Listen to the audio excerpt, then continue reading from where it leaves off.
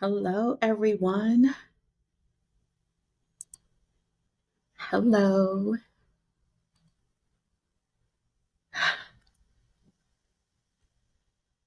Mm-mm. Just waiting to make sure I have a good signal again tonight. If you're with me, drop a message in the comments. Let me know that you're here so I can see you and I can say hello to you. I'm just waiting for some things to finish populating before I begin talking.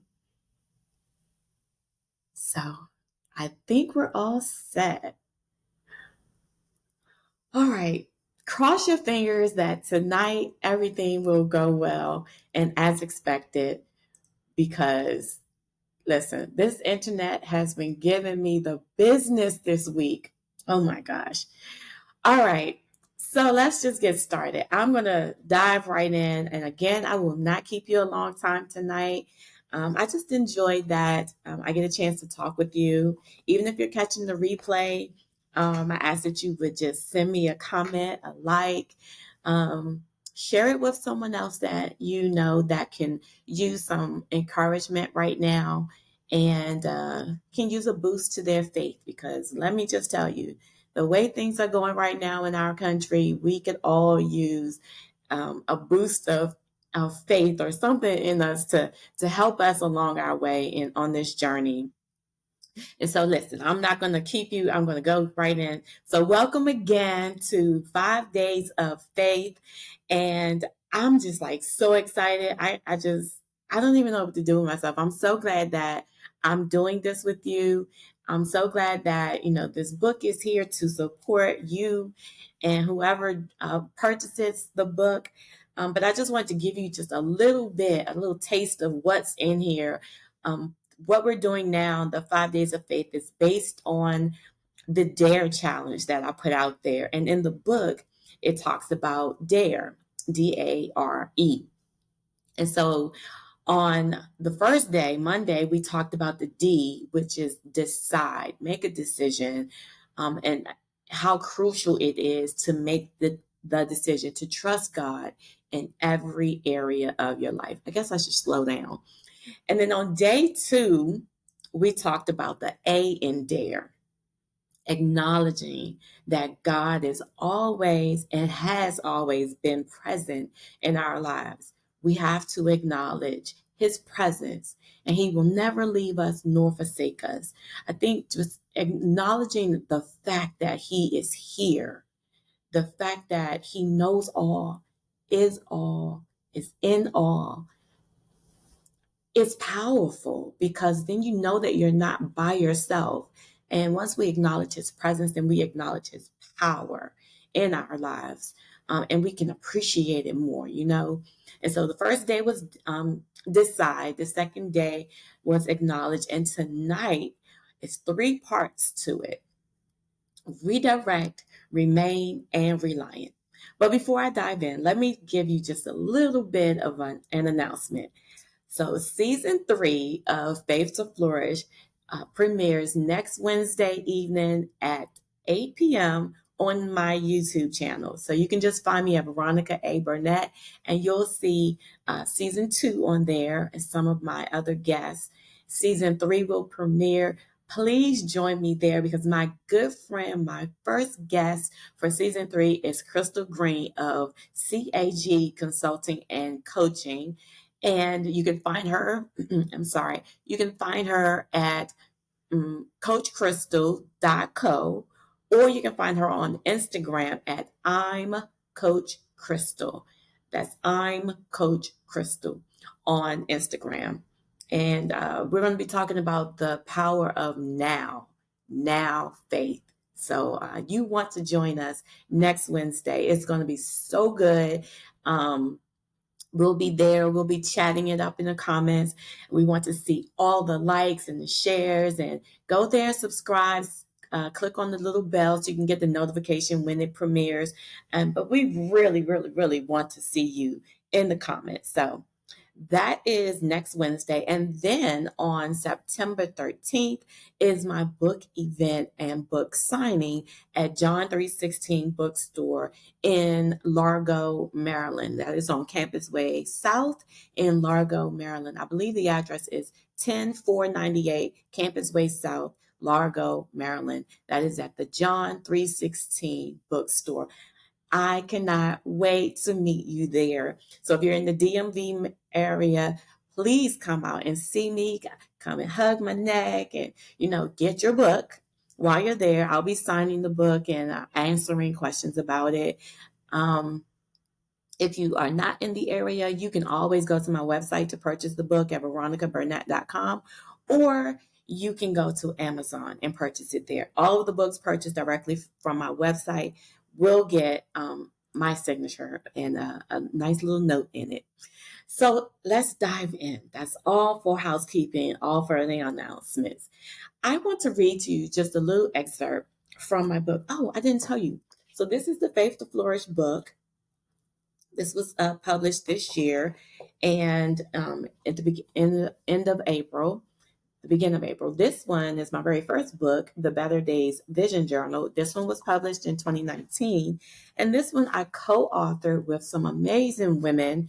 This wonderful anthology, Unmute Yourself anthology. And so that one, I have just a few more of those that are available. There's many stories in there from some amazing women who have overcome some tremendous hurdles in life. And they talk about how God has truly blessed them to come out of it and just reestablish them. The Better Days Vision Journal, that one is the blueprint that God walked me through when I left an abusive situation and started my life over again. And it's been going amazingly well ever since then. So let's get to it, right? Redirect your thoughts. Remain firm and reliant on Christ. When you find that the gremlins are taking over your thoughts, the gremlins are these little, you remember the movie, The Gremlins, and they were trying to eat up everything? The gremlins get in your mind and they just take over, spewing negative thoughts, and they help you ruminate on those negative thoughts, okay? Those are the gremlins, and that's what we call them. When you find that the gremlins are taking over your thoughts, redirect them to positivity, and most of all, to the promise of what God has shown you and told you. Stand firm in your convictions that there is nothing that you and God together can't conquer. Rely on Christ to give you strength and perseverance. In Philippians 4, verse 13, that's in the New King James Version. I can do all things through Christ who strengthens me. Philippians 4:13. Anyway, anything that you purpose to do in this life that God has given you to do, you remember that you can do all things, relying on Him, depending on Him, focusing and keeping your thoughts on Him, remaining firm in Him. You can do everything He's purposed for you to do in this life. So let me tell you this little story. Ever since I was a little girl, I've always asked a lot of questions. Actually, I was very inquisitive. I talked a lot and I read a lot, but that's not what we're discussing here. Even in my coaching practice, I find that I ask a lot of questions and they help my clients to get to their own conclusions rather than me telling them what to do. As I'm raising my daughter, I find that rather than me telling her exactly what to do, I ask her questions and I help her to make her own decision, and I guide her to an appropriate answer and resolution to whatever situation she's in. Remember, she's 12, so I don't have to tell her everything, but if I ask the right question, it will prick her mind so that she can dig deep and think about all of the choices that she has. I do the same thing for myself. And I find that sometimes when I don't have an answer and my thoughts can go down a rabbit hole, I know you know what I'm talking about. from the beginning to the end, I can see myself somewhere else. And I'm right here today, but I can see myself 10 years from now if I'm ruminating on a thought, right? During the healing phase of my life, my thoughts were varied, and much of the time it was doom and gloom. The setbacks and the delays, they led to doubt that my life would ever turn around. And I know I'm supposed to say that I was trusting God every step of the way. And honestly, it was an uphill battle with my thoughts. I can remember my mom saying to me one day to ask myself this question: what are you thinking about? And that was interesting because I was always thinking, like, I would think about what I thought about, and then I would go back and I would think about all of that all over again. Like, it was constant that I was thinking about something, right? During the phase in my life, my thoughts led me to thoughts of failure and disappointment in my mind. So when my mom asked me that question, what was I thinking about? I had to ask myself, was it good? Was what I was thinking about, was it good? Was it going to lead me to the life that I desired? Because honestly, I sat one day thinking, okay, God, if you said I'm going to have this abundant life, then what is that supposed to look like? Because right now it doesn't look like it. And then life starts happening. You're moving through your process. You're growing. You're trying to see where things are going to go for you. And then you hit a delay. And you're like, listen, I don't know if this is happening. And, and I'm just tired. And so when you're thinking in that way, and when you're thinking negative thoughts, that's going to breed on negativity. That's going to breed um, unwanted results in your life. But when you redirect them and you're thinking more positive, that brings on it opens your mind to more creativity. It opens your mind to receive more of what God is trying to show you. It opens your mind to start searching for an answer, searching for direction and guidance, and hopefully you go back to Him. So, one of the scriptures that my mom, when she was going through her phases of recovery in life, recovery from uh, a divorce. I'll just say that. She said the one scripture that kept her and her mind was Philippians chapter 4, verse 8. And I'll read that to you. Finally, brethren, whatsoever things are true, whatsoever things are honest, whatsoever things are just, whatsoever things are pure, whatsoever things are lovely, whatsoever things are of good report, if there be any virtue, and if there be any praise, think on these things. So, what was I thinking? Did it meet the criteria of Philippians 4 and 8?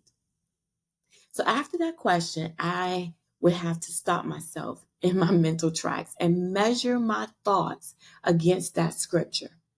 And there were times where I couldn't recall the entire thing.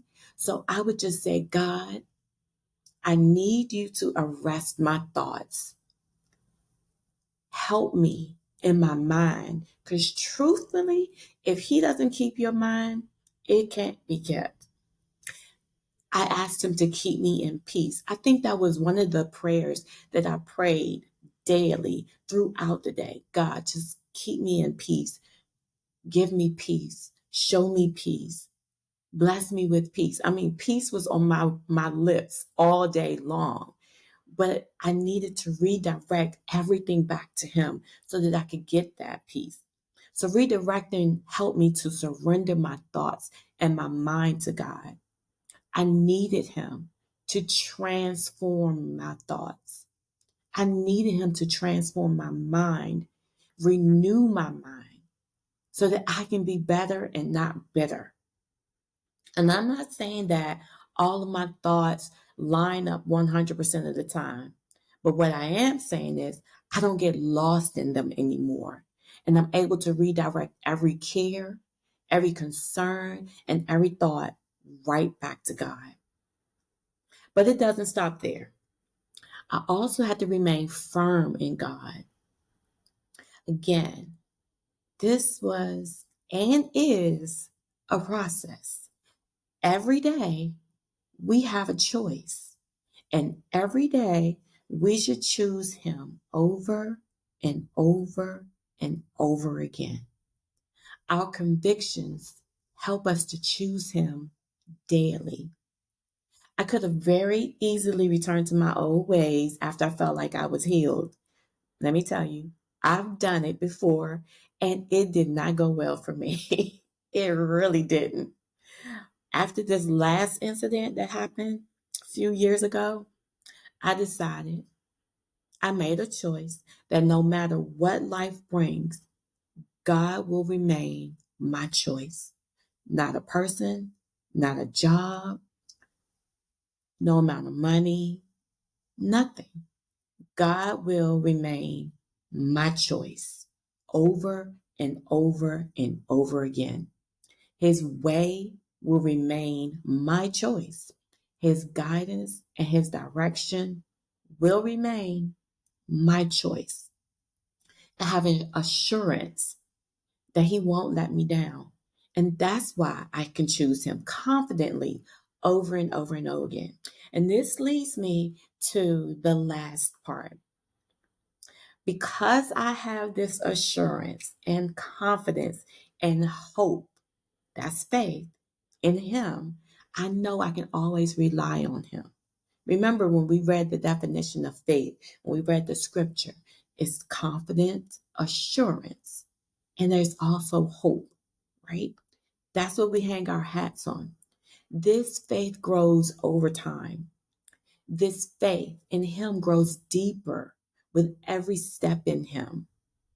Reliance on God comes when you continually choose His way that leads to success and joy and contentment in Him. And let's not forget peace, right? I know that He only wants what's good for me. Relying on Him looks like depending on Him to supply your needs. It looks like going to Him and knowing that He is there to comfort you. It looks like experiencing answered prayers. So in my life, those answered prayers look like repaired credit. Because remember, I lost everything. And I ended up at home with my parents, bringing a 2-year-old. And I stayed in one room with her, one bed with her for 5 years to fix my life. It looks like repaired credit, a new vehicle. So I think in the book, I talk about the fact that I lost 2 vehicles because they were all in my name. 2 vehicles. I got a new one. It looks like a new home. Remember, I had to move out and start over, and I ended up moving into an apartment that I think only God orchestrated that whole thing. I know He orchestrated that whole thing. And that was in the credit repairing phase of my life. But new credit, repaired credit, a new car, a new home for me and my daughter, a new book, meeting new people, and creating a nurturing village that supports me and my child. Most of all, it looks like peace. I don't think there's any amount of money or any amount of success that would equate to the amount of peace that I have relying on God and having faith in God. Because truthfully, all of His receipts, all of the receipts that I have in my life of where He's come through and where He's answered prayers and turned my whole life around, like there's nothing that could take the place of the peace that I have in Him, knowing that He's got me. When He promised that He would take care of me and my daughter, I believed Him. And when I felt doubtful, I went back to that and I said, hey, God, you said you were going to take care of me. You said this. And so since you did all of these other things, I believe that you're going to keep your word on this. And so that's what I want you to do. Go back and look at the receipts in your life of where he showed up, where you've been, when you relied on him and he came through for you, when he brought you peace in the midst of whatever you were going through, when the only thing that you had was, when you were feeling doubtful or fearful or disconnected, when you could turn and say, God, I need you. You redirected your thoughts. You redirected your focus back to him. And in that way, you remained firm. However shaky it felt, you remained firm in your conviction that he's got you. No matter what, he's got you. So here's what I'd ask you. What are you thinking about? Ask yourself the question, what am I thinking about? And when you find that your thoughts are going negative, stop yourself in your tracks. Hey, what am I thinking about? Is this good? Is this lovely? Is this pure? Is this going to lead me to a good expected end that God has planned for me? Is this going to lead me to the desired results that I've wrote down that I want? Is this going to lead me to that answered prayer that I put on my altar, that I petitioned God for? Do these thoughts lead to that, or do they lead to destruction? Do they lead to despair and disappointment? And if it's the latter, turn that thing around. Turn it around. Find Philippians 4:8 and read it over and over again. Put it in your phone. Put it on a piece of paper in your car so you can read it whenever. Put it on your desk, on your computer, wherever you are. Put it so that you can see it. I encourage you to redirect your thoughts and focus to Christ. Remain firm in your faith and reliant on God because he cares about you. I care about you. All right. That's all we have for tonight. Tomorrow, we're going to talk about the E in D.A.R.E, which is execute before fear sets in. That one is going to be a good one because that one is perfect for our wonderful professional procrastinators. It's going to help you get past that. So remember, tomorrow night at 7 p.m., share this video with someone. Give me your feedback. You can send me a DM if you don't want to put it in the comment section. Let me know if any of these have helped you. If you have any questions. Hey, if you need someone to come and speak at an event, I'm available. I'll put that out there. And what else? I think that's it. All right. I will see you tomorrow at 7 p.m. You all have a wonderful and fantastic night.